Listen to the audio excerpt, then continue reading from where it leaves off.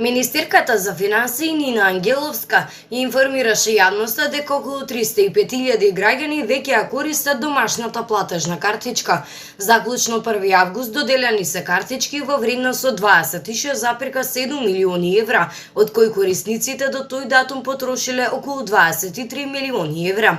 Ова се средства кои се вметнати во домашната економија преку купување македонски производи и услуги, информира министерката Ангеловска.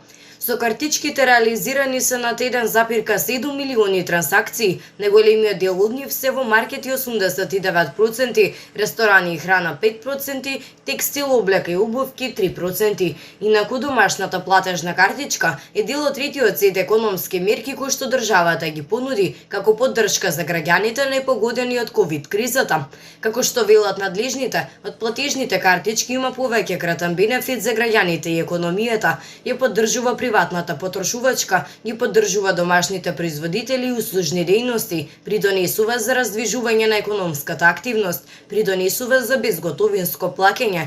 Граѓаните корисници кои што немаат подигнато својата домашна платежна картичка, можат се уште тоа да го направат до 15 август, кој е крајниот рок за користење на истите.